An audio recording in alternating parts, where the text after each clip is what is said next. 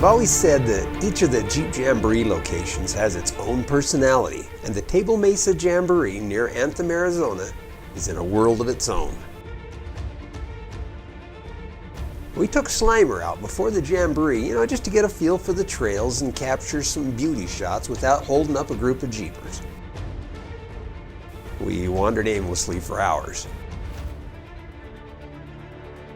We stumbled across a thriving oasis in our travels, the metropolis of Cleator. And more importantly, the Cleator Bar and Yacht Club. Oh, it's a must-see to believe. And a great source of local information, they pointed us to the DeSoto Mine, describing it as a short drive from town. Yeah, FYI, nothing is a short drive from Cleator.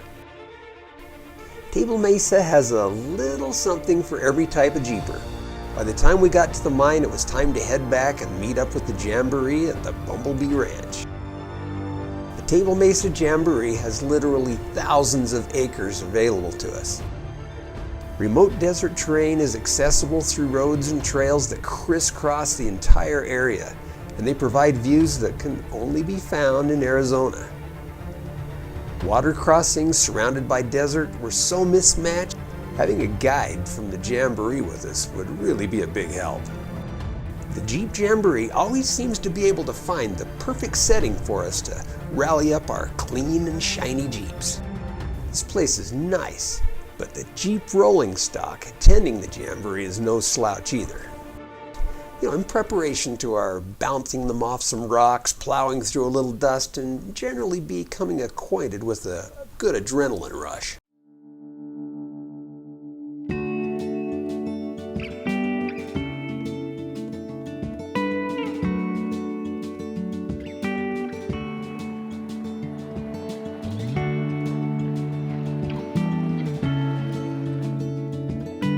What is it with trail names?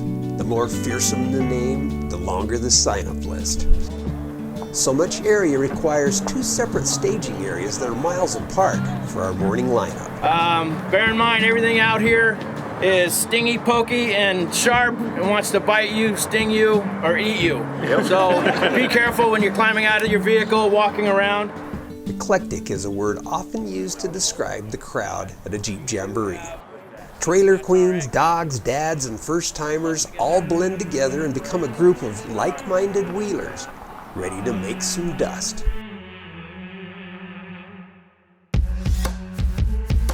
The distances involved here require some time to get, anywhere. And that's a good thing. There's plenty to see along the way. The roads provide some great scenic views, but the washes, that's where the action is. This is where the Predator and upper and lower Terminator trails lurk. The names are starting to make a little more sense. There are always, usually, bypasses to the really nasty obstacles. But alas, peer pressure is a powerful thing.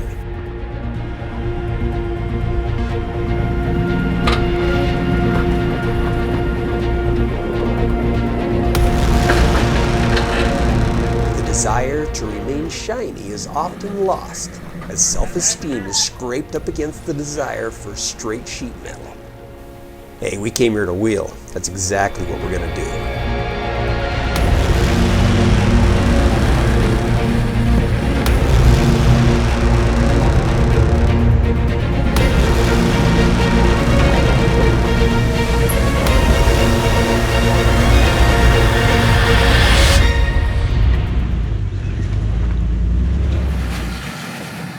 Master.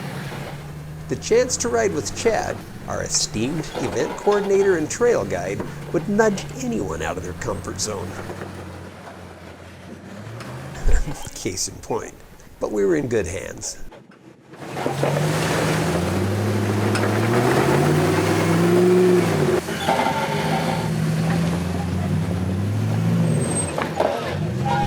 We signed up for something that would challenge our Jeeps, and we got it.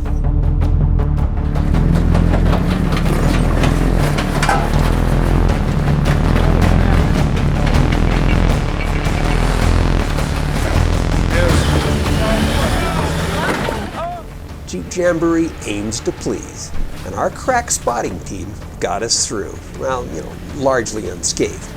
We did have something to talk about.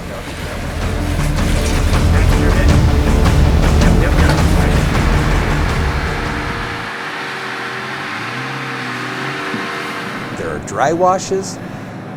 Right there. Then there are mostly dry washes. Straight it out, hard, dry, fast, hard, fast. Nothing will surge a passenger's intensity level like a good passenger side water flop. Ooh, saved with a timely listen to our ever-present spotters.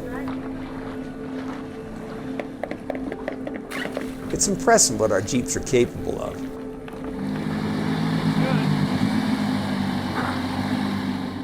The Jamboree seems to find the trails and areas that will accommodate whatever adventure level we're looking for. These trails gave us some great boulders to crawl over and push up against.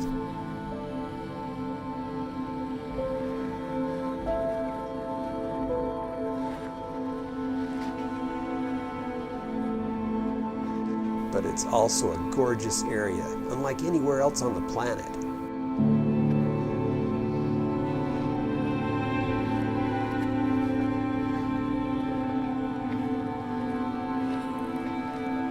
The washes were slow going, but that's so that we could savor each and every boulder, ledge, and obstacle that the trail threw at us.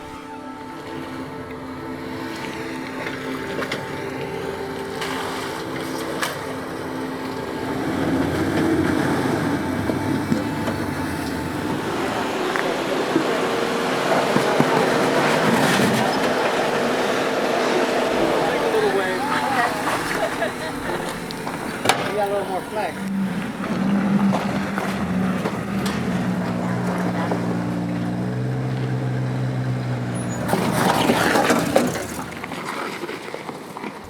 We exited the washes tired, a little battle-scarred, and feeling like we'd accomplished something.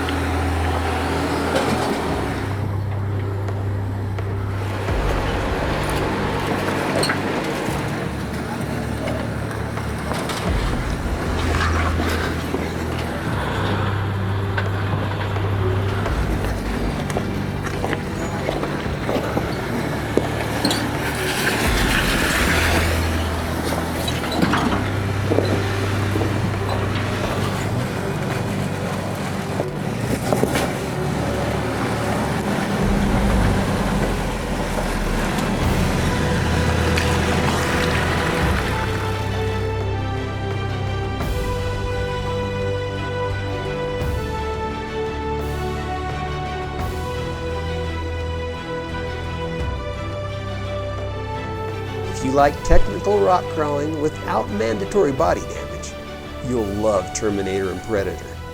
Parental discretion is advised. We left the rocks and headed to Indian Fort, an impressively massive pile of rocks used back in the day as a 360-degree lookout. It's actually pretty cool to take the short hike to the top and just take some time to check it out. From this vantage point, you can see them coming. That way, you're ready to die by the time they get here. Oh, I'm good, thanks.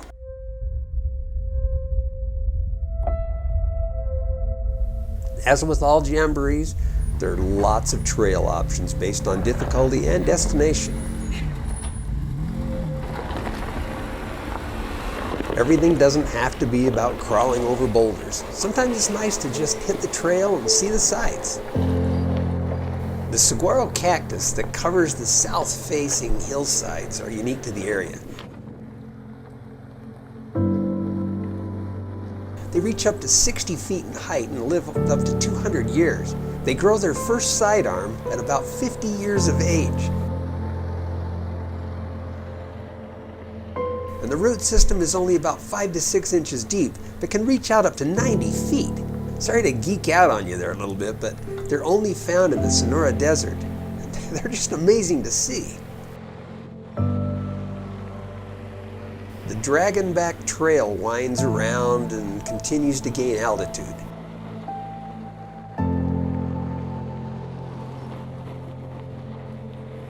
The ups and downs are definitely high departure angle friendly.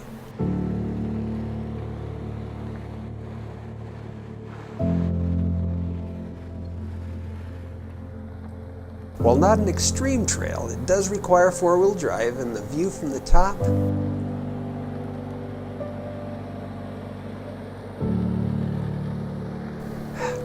it should really be experienced in person. In quiet solitude. Through the window of a Jeep.